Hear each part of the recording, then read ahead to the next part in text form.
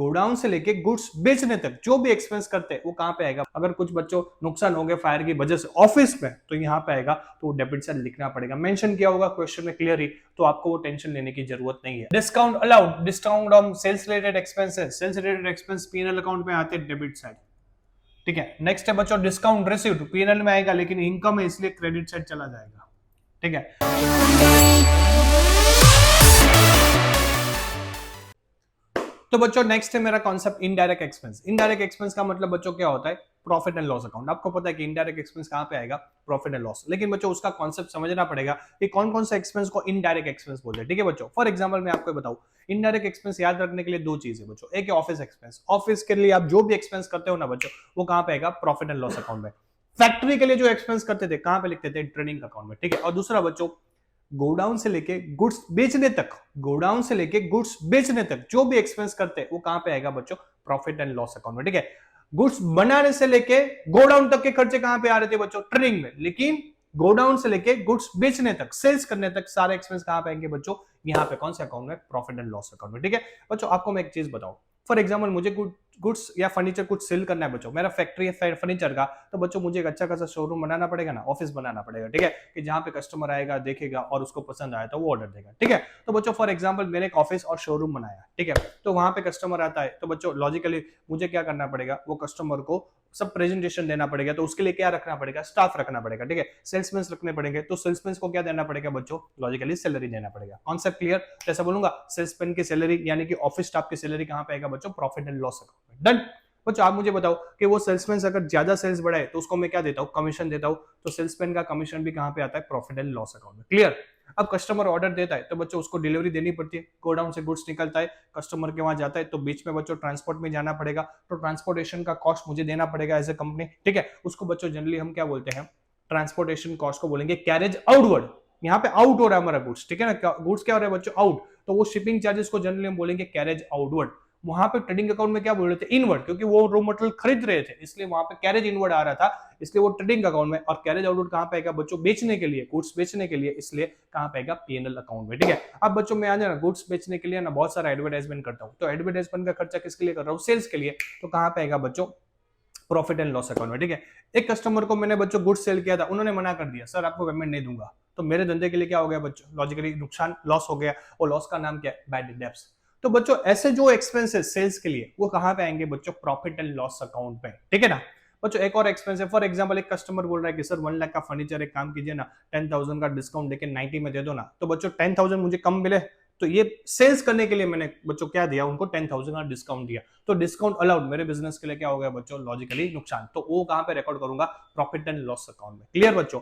For example office रखा था बच्चों, ऑफिस में प्रिंटर की जरूरत पड़ेगी, स्टेशनरी की जरूरत पड़ेगी, ठीक है ना, अकाउंटेंट की जरूरत पड़ेगी, तो अकाउंटेंट बच्चों क्या करेगा, सीधी बात है, आज मेरे से सैलरी लेगा, पूरे साल ऑडिट करता है तो ऑडिट फीस लेगा, तो उसको बच्चों मुझे पे करना पड़ेगा, ठीक है। आज बच्चों ऑफिस में मुझे इंश्योरेंस प्रीमियम है, तो इंश्योरेंस प्रीमियम का भी मेरा खर्चा है बच्चों, वो ऑफिस रिलेटेड है, तो वो कहां पे लिखना पड़ेगा मुझे, पीएनएल अकाउंट पे। बस बच्चों आपको विजुअलाइज करना है कि ऑफिस रिलेटेड और गुड्स सेल करने रिलेटेड सारे एक्सपेंस कहां पे आएंगे, अपने प्रॉफिट एंड लॉस अकाउंट में। क्लियर। तो ये बच्चों अगर आपका क्लियर हो गया तो आपका काम क्या हो जाएगा, आसान। क्लियर। ये जितना भी एक्सपेंस मैंने एग्जांपल दिए वो सारे कहां पे आएंगे बच्चों, प्रॉफिट एंड लॉस अकाउंट में। तो जो प्रॉफिट एंड लॉस अकाउंट का आपको मैंने कॉन्सेप्ट समझा दिया, अब आपको बच्चों एक प्रॉफिट एंड लॉस अकाउंट का फॉर्मेट समझा देता हूं। देखिए यहाँ पे मैंने टी फॉर्मेट में बच्चों बना दिया, पर्टिकुलर अमाउंट, डेबिट साइड और क्रेडिट साइड, ठीक है। रूल क्या है बच्चों, डेबिट साइड सारे एक्सपेंसेस आएंगे जो हमने डिस्कस किए वो, और क्रेडिट साइड बच्चों क्या आएगी, सारी इनकम, ठीक है। तो कॉन्सेप्ट क्लियर। लेकिन बच्चों एक चीज याद रखना है कि प्रॉफिट एंड लॉस अकाउंट की एक एक चीज आप रखना स्टार्ट करो, उससे पहले ट्रेडिंग अकाउंट से अगर आपको ग्रॉस प्रॉफिट यानी कि जीपी और ग्रॉस लॉस यानी कि जीएल अगर आपको मिला है, तो वो कंपलसरी कहां पे, यहाँ पे ट्रांसफर करना पड़ेगा, ठीक है बच्चों, वो ध्यान रखना है। आप बताओ कि ट्रेडिंग अकाउंट में डेबिट साइड जीपी आता है, तो यहाँ पे हम कहां पे ट्रांसफर करेंगे, अपोजिट साइड, वहां पे डेबिट, तो यहाँ पे क्रेडिट साइड लिख देंगे क्या, बाय ग्रॉस प्रॉफिट। क्लियर। अब बच्चों वहां पे ग्रॉस लॉस कहां पे आ रहा था, आप चेक कीजिए, वहां पे क्रेडिट साइड आ रहा था, तो यहाँ पे कहां पे लिख देंगे बच्चों, debit side, to gross loss to GL, ठीक है, ये ब्रॉट डाउन करना जरूरी है, ये कंपलसरी है, ठीक है। तो अपोजिट साइड कर देना, वहां पे डेबिट तो यहाँ पे क्रेडिट, वहां पे क्रेडिट तो यहाँ पे डेबिट, इन शॉर्ट क्लियर। क्योंकि लॉजिकली बच्चों जीपी यानी कि इनकम क्रेडिट होती है और लॉस यानी कि लॉजिकली डेबिट होता है, क्लियर, ये कॉन्सेप्ट भी आपके साथ है। डन बच्चों।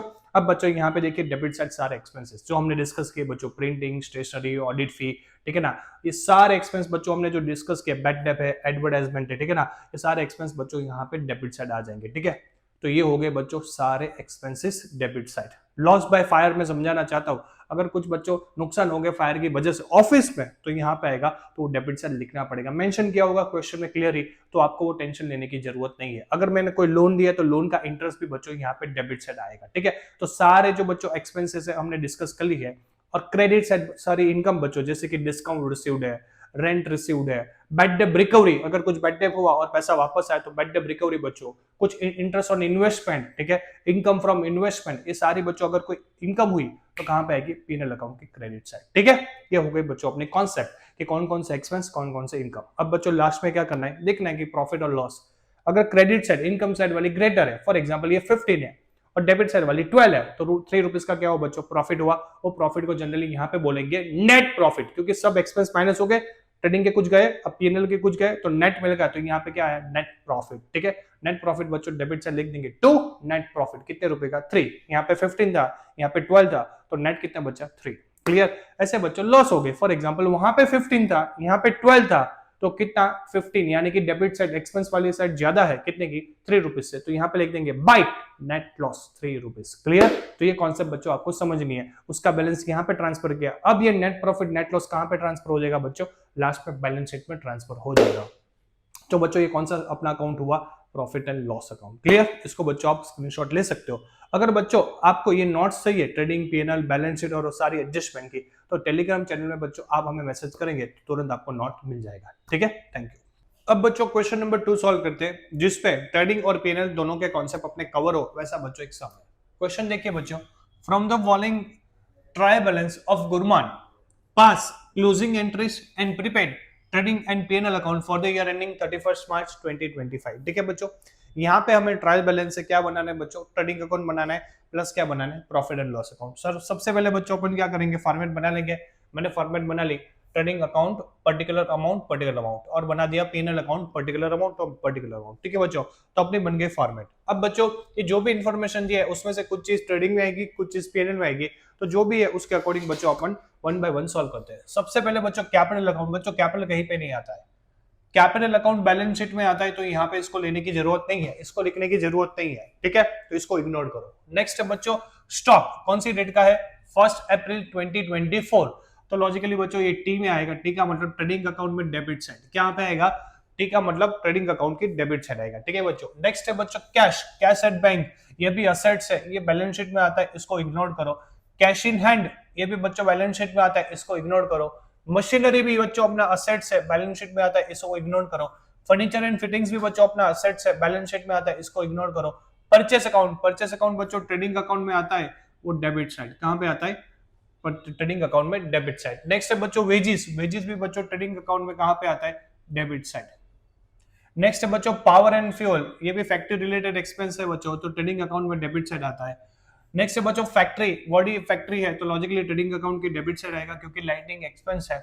सैलरी, सैलरी बच्चों पीएनएल अकाउंट में आएगा, ठीक है, पीएनएल अकाउंट के कौन से साइड, डेबिट साइड बच्चों। नेक्स्ट है बच्चों discount allowed, discount on sales related expenses, sales related expense PNL account में आते हैं, डेबिट साइड, ठीक है। नेक्स्ट है बच्चों डिस्काउंट रिसीव्ड, पीएनएल में आएगा लेकिन इनकम है इसलिए क्रेडिट साइड चला जाएगा, ठीक है। नेक्स्ट है बच्चों एडवर्टाइजिंग, सेल्स के लिए एक्सपेंसेस, सेल्स के लिए एक्सपेंस पीएनएल अकाउंट में आते हैं, तो पीएनएल अकाउंट की कौन सी साइड चला जाएगा, डेबिट साइड। नेक्स्ट है बच्चों जनरल एक्सपेंस, ये भी पीएनएल अकाउंट के कौन सी साइड चला जाएगा बच्चों, डेबिट साइड। नेक्स्ट है सेल्स, सेल्स बच्चों कहां पे आता है, टी में, टी का मतलब क्रेडिट साइड, क्योंकि इनकम है तो क्रेडिट साइड आएगी। डेटर और क्रेडिटर ये बच्चों नहीं आएगा, ये जनरली कहां पे आता है, बैलेंस शीट में, ठीक है। तो जो चीज बैलेंस शीट की है बच्चों वो इग्नोर करनी, उसके रिलेटेड जो भी है बच्चों यहाँ पे हमने लिख लिया, ठीक है। अब 1 बाय 1 बच्चों ट्रेडिंग और पीएनएल में क्या करते हैं, इसका प्रेजेंटेशन। सबसे पहले बच्चों था स्टॉक, 1 अप्रैल 2024, कितने का स्टॉक था, ओपनिंग स्टॉक 2 लाख, तो ऐसा बता सकते हो बच्चों, ओपनिंग स्टॉक यहाँ पे लिख ले 2, ओपनिंग स्टॉक कितने का था, 2 लाख, क्लियर। नेक्स्ट बच्चों चेक कीजिए कौन सी चीज है। नेक्स्ट मुझे दिया है, ये सब कैंसिल हुआ, और नेक्स्ट है मेरा परचेस। परचेस है 15 लाख। कितना है बच्चों? 15 लाख। तो ये ट्रेडिंग अकाउंट में डेबिट साइड आता है, तो यहाँ पे मैं लिख देता हूँ 2 परचेस अकाउंट 15 लाख। अगर रिटर्न होता तो माइनस करता, जो जगह रखता, लेकिन यहाँ पे रिटर्न नहीं है तो लिखने की जरूरत नहीं है बच्चों, ठीक है। नेक्स्ट ये सब कैंसिल हुआ तो आपको याद हो, क्योंकि बैलेंस शीट की आइटम है। नेक्स्ट है बच्चों वेजिस। वेजिस है 10 लाख, तो मैं लिख दूंगा ट्रेडिंग अकाउंट की डेबिट साइड 2 वेजिस। फैक्ट्री का एक्सपेंस है वेजिस, इसलिए ट्रेडिंग अकाउंट में आएगा। कितने का है? 10 लाख का, ठीक है। नेक्स्ट बच्चों चेक कीजिए कौन सी चीज दी हुई है। नेक्स्ट है power and fuel. Power and fuel 3 lakh rupees है। Power and fuel factory related expense है, तो यहाँ पे लिख देंगे 2 power and fuel account.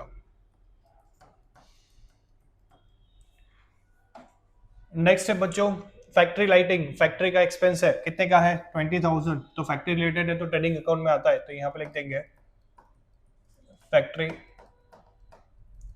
Lighting 20,000, ठीक है। नेक्स्ट है बच्चों सैलरी। कितने का दिया है? 7 लाख। सैलरी कहां पे आता है? पीएनएल अकाउंट में, तो पीएनएल के डेबिट से लिख देते हैं 2 सैलरी। कितने का सैलरी बच्चों? सैलरी इन्होंने दिया है 7 लाख, तो 7 लाख रुपीस का सैलरी लिखते हैं। नेक्स्ट चेक कीजिए बच्चों क्या चीज दिया है इन्होंने। Discount allowed. Discount allowed sales related expense है 50,000 का, तो पीएनएल में आएगा 2 डिस्काउंट अलाउड 50,000। नेक्स्ट चेक कीजिए बच्चों डिस्काउंट रिसीव्ड। क्रेडिट साइड लिख देंगे by 30,000 by discount received account 30,000। Next बच्चों चेक कीजिए क्या दिया। एडवर्टाइजिंग सेल्स रिलेटेड एक्सपेंस है 5 लाख, तो ट्रेडिंग अकाउंट की डेबिट साइड यहाँ पे लिख देंगे 2 एडवर्टाइजिंग सेल्स रिलेटेड है, इसलिए यहाँ पे आएगा पीएनएल अकाउंट में 5 लाख। नेक्स्ट है बच्चों चेक कीजिए जनरल एक्सपेंस। पीएनएल अकाउंट के डेबिट साइड कितना है? 4 लाख, तो यहाँ पे लिख देंगे 2 जनरल एक्सपेंस। कितने का है? 4 लाख। नेक्स्ट बच्चों चेक कीजिए क्या दिया है इन्होंने। नेक्स्ट है बच्चों sales. Sales logically credit side आता है, कौन से अकाउंट में? ट्रेडिंग अकाउंट में। यहाँ पे लिख देंगे by sale account 50 lakh. Clear. अब बच्चों चेक कीजिए कोई इन्फॉर्मेशन है अपने पास? कोई इन्फॉर्मेशन नहीं है, तो बच्चों मैं ऐसा बता सकता हूँ जितना ट्रेडिंग का इन्फॉर्मेशन था, जितना पीएनएल का इन्फॉर्मेशन था, वो सब हमने लिख लिया, ठीक है। अब लास्ट बच्चों यहाँ पे क्लोजिंग स्टॉक दिया है। Closing stock on 31 March 2025 2,70,000 closing stock. ये एडजस्टमेंट हुआ बच्चों।